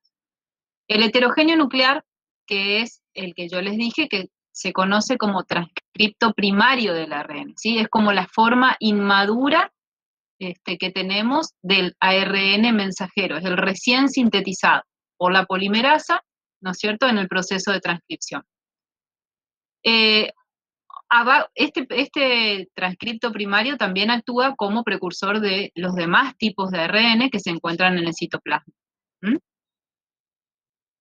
Muy bien. Para que ese transcripto primario o esa forma inmadura del ARN se transforme finalmente en el ARN mensajero, ¿sí? Que es la forma madura, la que va a terminar liberándose del núcleo al citoplasma para ir a los ribosomas, existen lo que se denominan modificaciones post-transcripcionales que sí tienen que saberlas, fijarlas y conocerlas. Y son 3. Uno que se llama capping, que' la adición de un residuo de 7-metilguanosina, que es como un capuchón. Fíjense que lo tienen de este lado, o sea que es del lado 5', mediante un enlace trifosfato en el extremo 5'. La poliadenilación, que es justamente la adición de una secuencia de poli-A, fíjense, son todos nucleótidos cuya base nitrogenada es la adenina, formada por varias moléculas de adenina en el extremo 3'. Y después hay cortes y empalmes, que es lo que vamos a ver, lo van a poder visualizar en la próxima diapositiva, que es justamente sacar secuencias que no codifican o que estaban en la forma inmadura y que se liberan y luego se ajustan para que se unan, digamos, se cortan pedacitos y se vuelven a unir para tener la forma madura. Entonces, esto que ven acá es el ARN heterogéneo nuclear. Esto es lo que sintetiza la RNA polimerasa copiando la información del ADN y es lo que llamamos, ¿no es cierto?, esa forma, ese transcripto primario o forma inmadura del ARN mensajero. ¿Qué es lo que le va a pasar a esta secuencia, digamos, de ARN recién sintetizada? Se le agrega un capuchón de 7-metilguanosina, ¿sí? Existen cortes y empalmes entre esto y esto, existen cortes y empalmes en los cuales interviene el otro tipo de ARN que yo les mencioné, que era el pequeño nuclear. Actúa como una enzima haciendo este proceso de splicing que ya lo vamos a ver. Y además dijimos que se le agregaba una cola de poli-A en el extremo 3'. Todas estas modificaciones post-transcripcionales lo que hacen es que el ARN mensajero, que se libera ya de forma madura al citoplasma, sea mucho más estable, sobre todo a la acción de nucleasas que lo pueden hidrolizar, ¿sí? Entonces así está listo y maduro el ARN mensajero para ir a llevar esa información hacia los ribosomas. Este es otro esquema donde por ahí lo ven un poquitito con más detalle. Tenemos la doble hebra de ADN. Esa información se transcribe a través de la RNA polimerasa en la forma inmadura o transcripto primario, o fíjense, acá lo llama pre-ARN mensajero, ¿sí? Primer proceso que ocurre, el capping, la adición del capuchón de 7-metilguanosina en el extremo 5'. Luego la poliadenilación en el extremo 3'. Y luego los cortes y empalmes, donde ¿quién interviene acá? El ARN pequeño nuclear. ¿Qué tenemos acá? El ARN mensajero maduro que es liberado al citoplasma. ¿Tengo que saberme de memoria la estructura de la 7-metilguanosina? No. Obviamente que no le vamos a pedir toda esta chorrera de química. Sí tienen que saber los 3 procesos y dónde interviene cada uno de estos tipos de ARN. Solo para que ustedes puedan relacionar con temas que vieron anteriormente, les cuento que esta colita de poli-A que tienen en el extremo 3', muchas veces es utilizada por columnas que ustedes vieron en la teoría de la parte de análisis proteico, donde son columnas cuyas matrices se les fija qué creen ustedes que tiene que tener en la matriz, o sea, en la fase estacionaria, una columna si yo quiero separar este tipo de ARN mensajero. ¿Con qué sería afín esa colita de poli-A? ¿Qué va a pegar? A ver si alguno me dice, me voy feliz a tomar un café. ¿Timina? Muy bien, muy bien. Si yo preparo una columna en la cual en la matriz coloco timinas, ¿sí? Entonces, cuando hago pasar una solución donde yo quisiera separar a este tipo de ARN, se quedan unidas por tener estas colitas de poliA. Muy bien, acá tienen otro esquema de exactamente lo mismo. Les habla un poquitito más en detalle para que ustedes lo lean del ARN de tipo pequeño nuclear. SN es de small nuclear. Lo leen tranquilos. También tienen la descripción de los tipos de ARN de transferencia, ¿sí? O de transporte. De su estructura.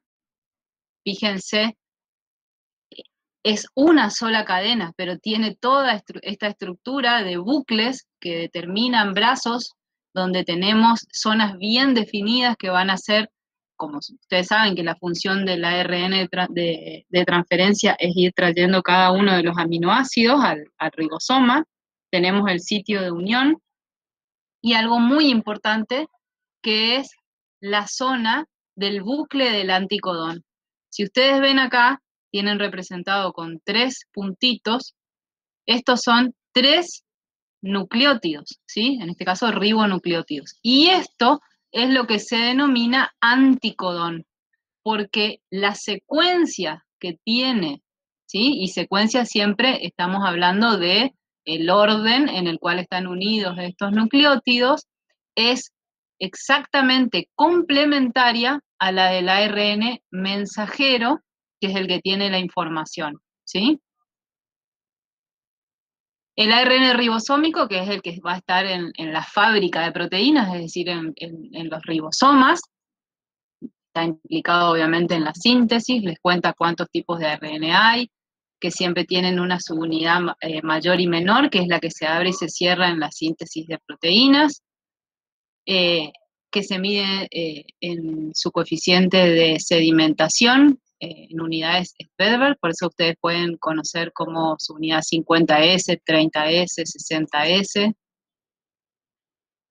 Este es un video que les muestra todo lo que les acabo de contar, pero todo junto. Como les pongo acá, pueden buscar videos similares, pueden poner palabras claves, inclusive les aconsejo que pongan palabras claves en inglés, que pueden aparecer videos más interesantes. Y acá tienen un esquema del proceso que acabamos de mencionar de transcripción y de traducción, pero visto en secuencia. Fíjense, nosotros dijimos que el ADN tenía 2 hebras antiparalelas, una tiene el sentido 5', 3', que es la que a partir de ahora vamos a conocer como hebra de ADN codificante. Y la hebra que tiene el sentido contrario, que es la 3' y 5', y que tiene la secuencia complementaria a la codificante. Por eso es la que se llama ADN complementario. Si acá tengo una timina, acá tengo una adenina. Si acá tengo una citosina, acá tengo una guanina, y así sucesivamente. Pero ¿qué es lo que ustedes ven acá?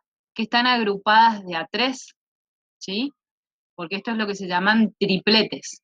Así no está en la naturaleza, ¿eh? Esto es una forma de comprender gráficamente nada más.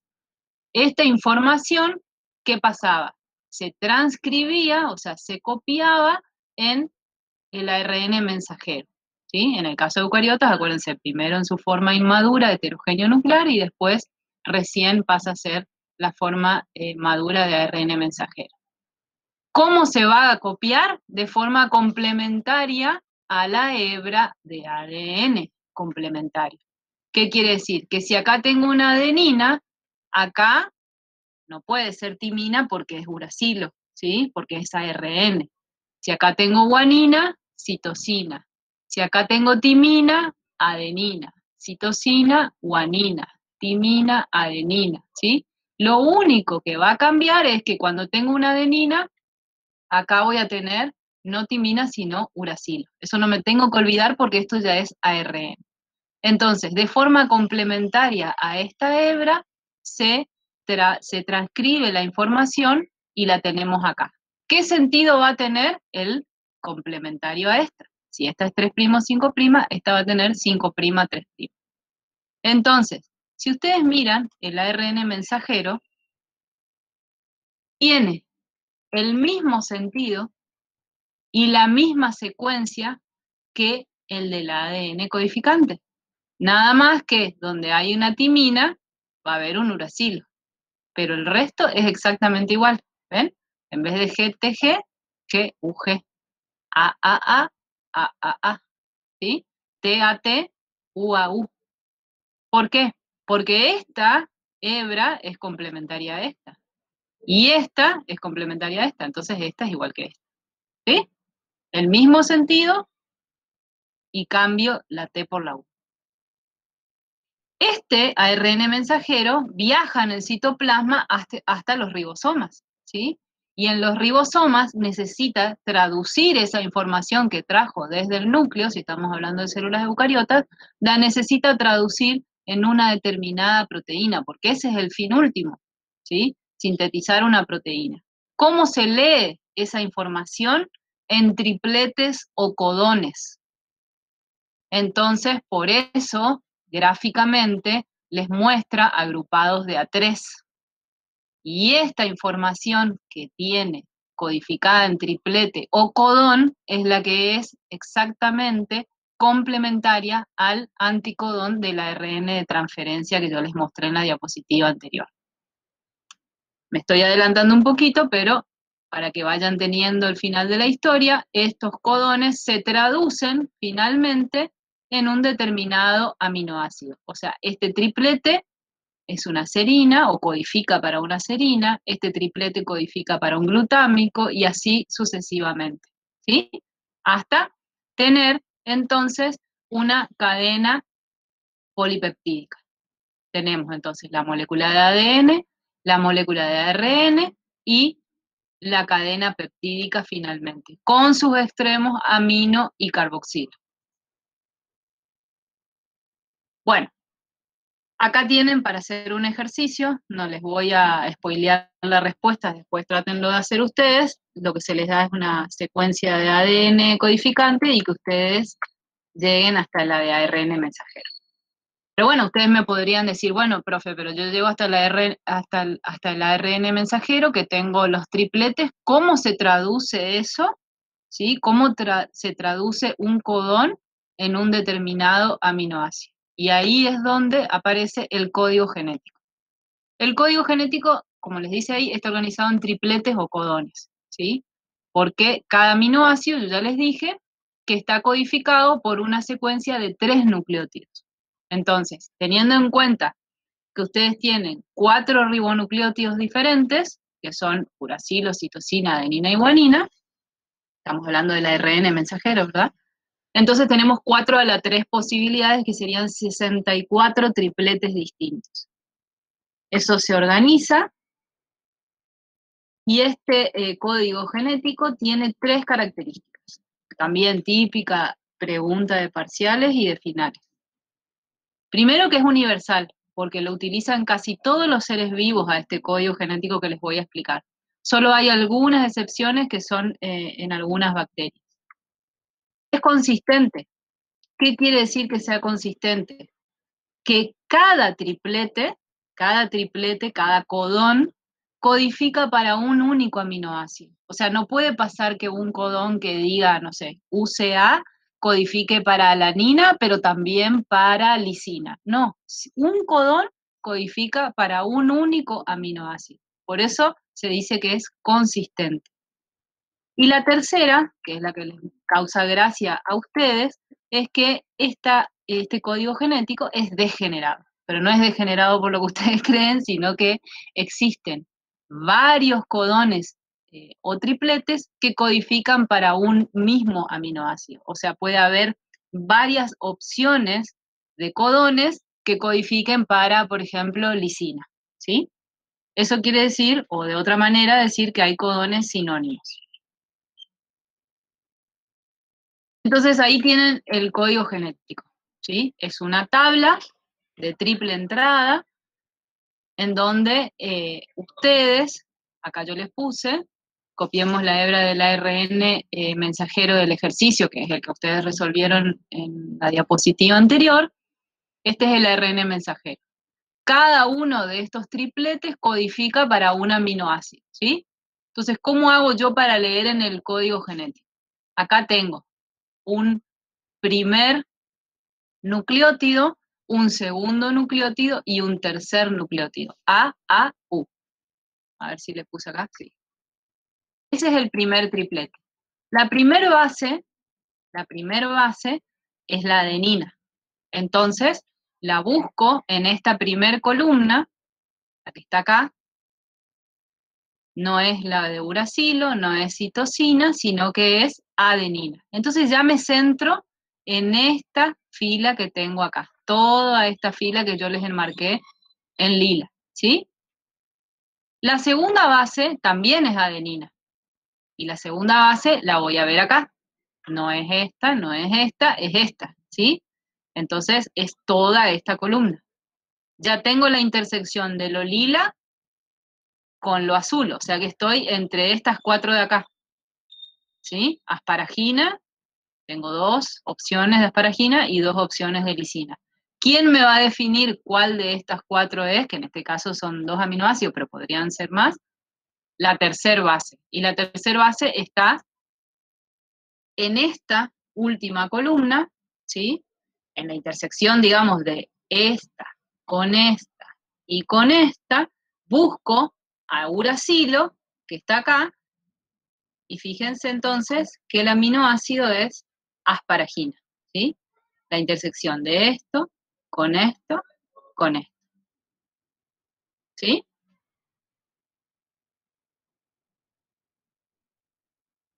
Bien.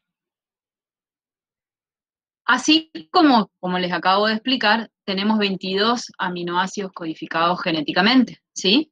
20 en el código genético estándar y 2 adicionales que pueden incorporarse mediante mecanismos especiales de traducción. Hace no mucho tiempo, fíjense el año de publicación, aparecieron 2 aminoácidos que son la selenocisteína y la pirrolicina. Ya les digo que esto no les vamos a tomar, pero es importante que ustedes estén actualizados, que se insertan cotranslacionalmente en algunas proteínas, y por eso se los conocen como aminoácidos 21 y 22 en el código genético. Esto es un poquito más complicado de lo que ustedes tienen que saber en esta materia porque están con modificaciones de las secuencias que son incluso de stop de, de, de las secuencias que están codificando. Porque siempre hay una señal de inicio y después, al final, una señal de stop que es donde se corta la cadena polipeptídica. ¿Mm? Esto algo creo que les mencionó ya la profesora en el tema anterior. Todo esto, que no esto de los aminoácidos, sino esta parte de código genético, se las vuelvo a explicar yo en la serie 5. Esa serie 5 quería adelantarles que, como ustedes saben, este miércoles hay un corte programado de Moodle. Entonces yo les voy a subir la serie 5 mañana martes, ¿sí? Eso no significa que ustedes la tienen que hacer antes ni tienen que entregar nada, pero para aquellos que quieran hacerlo el día o quieran estudiar esa serie el día miércoles, no me quiero arriesgar a que no poder subírselas temprano, ya se las voy a subir el martes. Y ahí tienen nuevamente todo esto explicado, y también voy a estar disponible, como siempre, para cualquier consulta que tengan después de hacer los ejercicios. Profe, Escucho. tenga en cuenta que Perdón, te escuché medio cortado. ¿Cómo? que el aula hoy anduvo re mal, Sí. varias veces al día. Sí, nos pasó hoy a la mañana, no sé, estábamos en el laboratorio, no me acuerdo qué queríamos subir y también se colgaba cada rato. La tengo, en realidad ya la tengo lista, así que, bueno, capaz que ya hoy a última hora para no arriesgarme la subo, pero no los quiero presionar porque como hoy le va a subir la profesora Laura la otra teoría y creo que tienen la serie de coenzimas, sepan que esto es para el miércoles. Yo lo subo por miedo a la caída del aula nomás, ¿sí? Bien. Bueno, el último tirón, lo que nos queda, hidrólisis de ácidos nucleicos.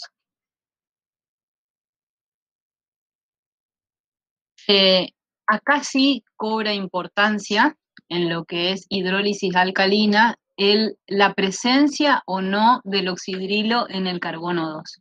Ya sabemos que la ribosa, que es la que tiene el oxidrilo en el carbono 2, es constituyente de los ribonucleótidos, o sea que tengo que estar pensando en el ARN, ¿sí?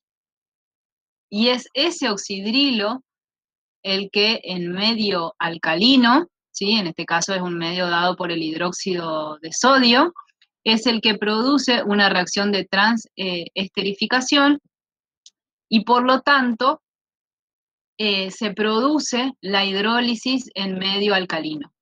¿Necesitan saber toda esta reacción? No, no. Esto es para que ustedes entiendan por qué se produce la hidrólisis, ¿sí? Porque, fíjense, acá tenemos los dos nucleótidos unidos y después de la hidrólisis en medio alcalino me quedan los dos nucleótidos separados. Pero el esquema de la reacción está para que ustedes entiendan por qué es debido a la presencia del grupo oxidrilo en el carbono 2. Eso implica que el único ácido nucleico que es sensible a la hidrólisis alcalina por la presencia del oxidrilo en el carbono 2 es el ARN. El ADN, ¿qué va a pasar? No va a reaccionar porque no tiene el oxidrilo en la posición 2. Por lo tanto, si es estable a la hidrólisis alcalina, ustedes ya tienen que estar pensando en ADN, ¿sí? Y si es sensible a la hidrólisis alcalina, tienen que estar pensando en ARN. Es una reacción diferencial entre ambos ácidos nucleicos. Muy bien. A las enzimas que hidrolizan a los enlaces fosfodiéster se las denomina nucleasas. Hay varias clasificaciones que van a encontrar en el libro. Nosotros lo que hicimos fue un resumen para que ustedes tengan lo más completo posible. Se las clasifica a estas enzimas, en primer lugar, según el ácido nucleico que hidrolizan. Si hidrolizan el ADN se denominan ADNasas, si hidrolizan el RN se llaman ARNasas. Según el sitio de ruptura a nivel de la cadena, tenemos, y acá el nombre ya les chismosea, ¿sí? Porque se ''llaman exonucleasas. Exo siempre es afuera. Entonces, enzimas que hidrolizan los extremos. Será el 5', el 3' o las dos cosas. Hay algunas que indistintamente actúan en ambos extremos.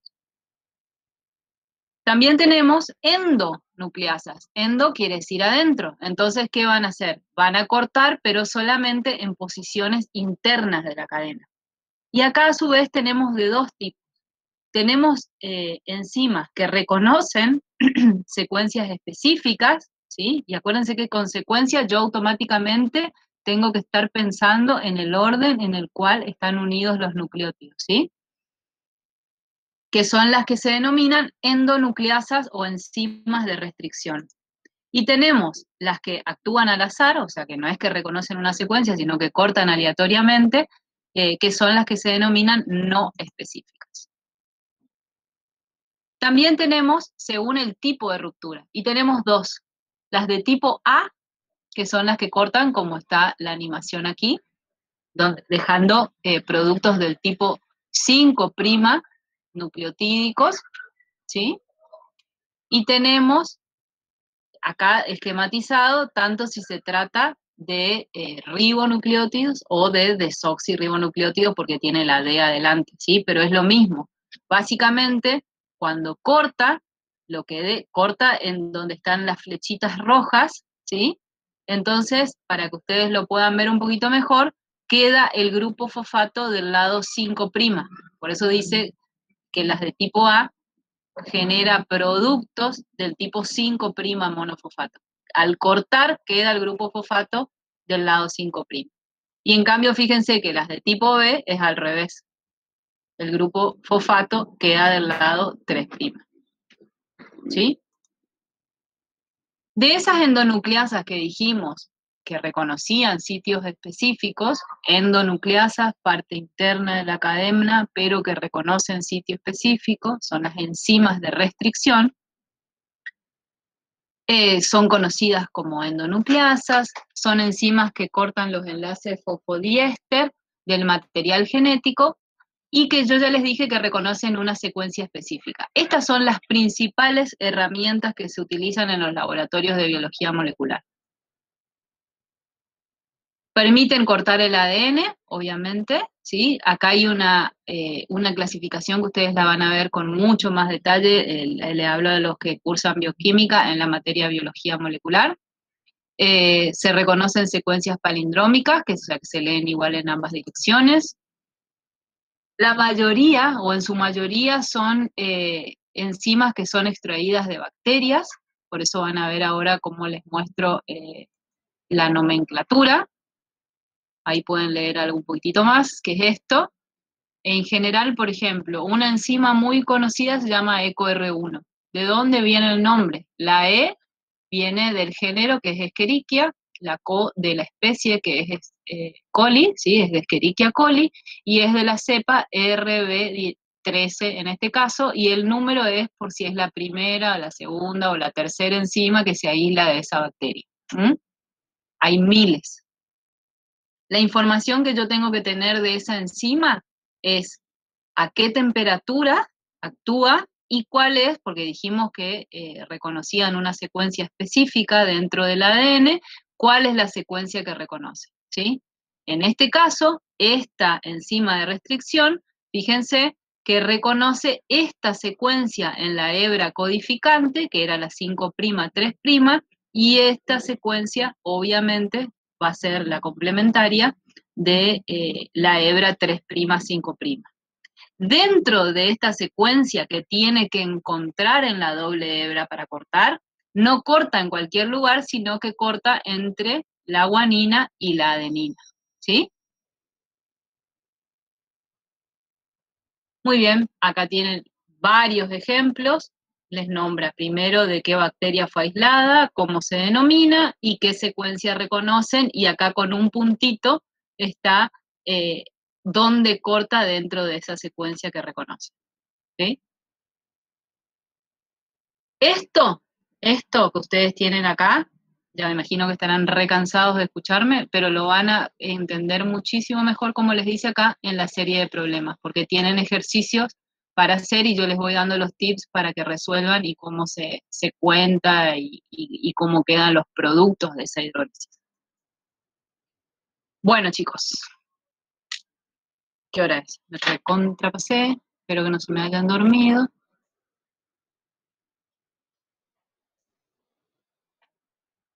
A ver. Acá estoy. Entonces,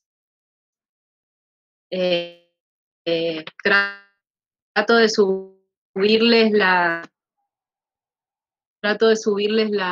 solamente para resolver, sino ante eventuales problemas técnicos del aula Moodle, ¿sí? ¿Alguna duda que tengan, que me quieran consultar? ¿No? Bueno,